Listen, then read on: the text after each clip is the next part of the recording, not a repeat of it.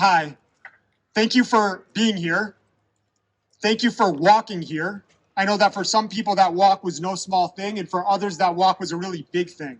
So I see you, and I thank you. Thank you to the organizers of this event. Can we please give them a round of applause?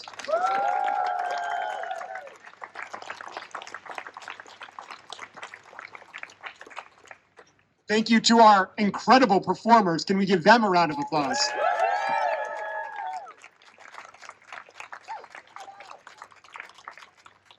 My name is Simon Cataldo. I'm here as a state representative, as a father, as a husband, as a son, as a brother, but more than any of those things, as a Jew, as a descendant of Abraham, of a tiny little speck in the thousands of years of my people's history, as somebody who has folded up a little prayer and put it in the crack of the Western Wall and felt the hands of my ancestors on my shoulder, knowing in that moment that they had made it out of the gulags and the concentration camps, not in body, but in spirit.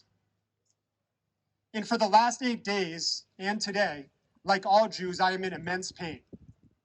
I constantly read the news and watch the videos, and I can barely look at my wife or our 3 little boys. But today, right now, I'm looking at you. I'm looking at you. And the best I can give you is my truth. That's what you deserve from all of your elected officials. When I was 23 years old, I went to Israel for the first time and I learned the phrase tikkun olam. How many of you have heard of that? Tikkun olam? A lot. It means repair the world. All Jews are required to endeavor to do this. And I learned in Israel that all of my principles, my morals, my policies, my thoughts about equity and inclusion were of a piece with my Judaism. I learned what the Jewish abolitionists knew, what the Jewish suffragists knew, what the Jewish labor leaders knew, what the Jews who marched with Martin Luther King knew, what my mom, as a social worker in the Bronx and Chelsea and Concord, knew. That Tikkun Olam is part of our religion and part of our heritage, and that it knows no creed, no color, no gender. And that hate against any one of you, against any group, is a threat existentially to all of us. So, because of that, we recognize Tikkun Olam in the nonviolent independence movement of Mahatma Gandhi. And we celebrate the boundless beauty of our Indian neighbors here in this community.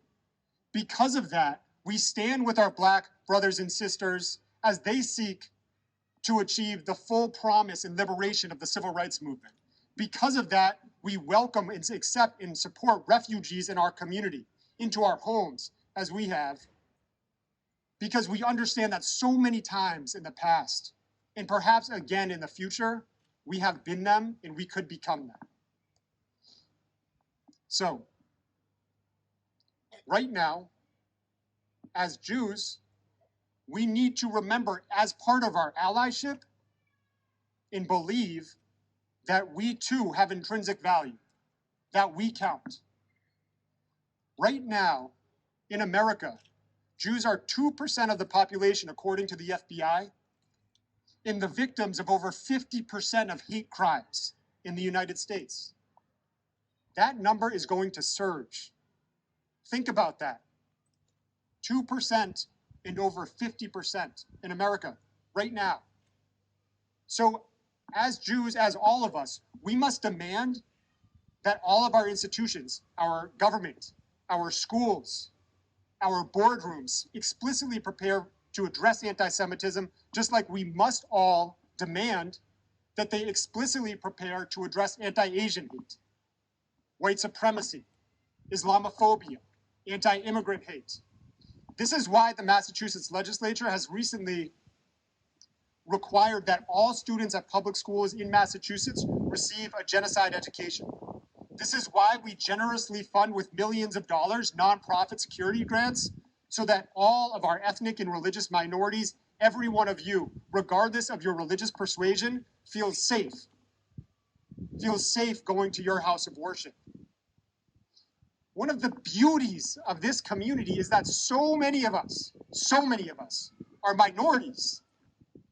And as minorities, we understand. We have genetic memory telling us that in order to exist, we need allies. Allies like Peter Light and his team. Did you read the email that he sent out on Thursday night?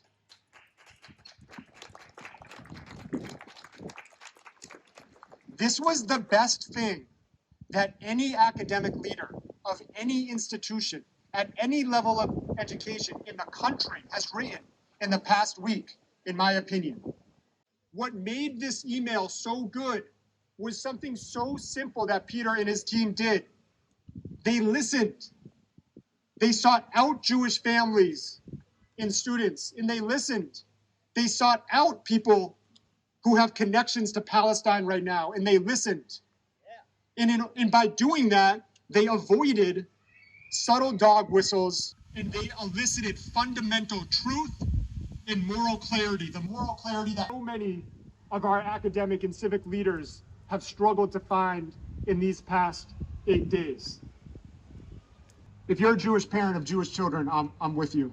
And if you are the parents of Muslim children and you remember what it was like here after 9/11 and how scary that was, I'm with you too. Simon. Yeah. All right. Here we go. How's that? No. No. How's that? A little bit? Yeah. All right.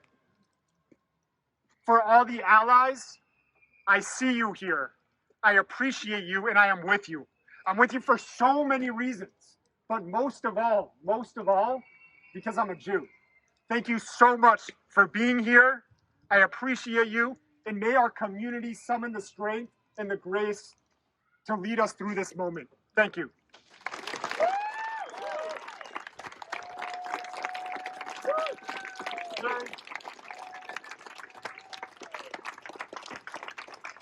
There is a banner here. And is Carol Greenfield here? Carol, do you want to say something? Sure. Oh, okay. It's right here. Oh, actually, it's the photographs on the easels. Okay. That is what allyship looks like. Those photos were taken after the Tree of Life murders, where our fellow residents of various faith backgrounds came and lit candles and provided support, lined up the whole pathway to our synagogue. It's behind you, but anyways, that's what allyship was. It brought tears to everybody who's there. So we appreciate everybody who's here. Thank you so much.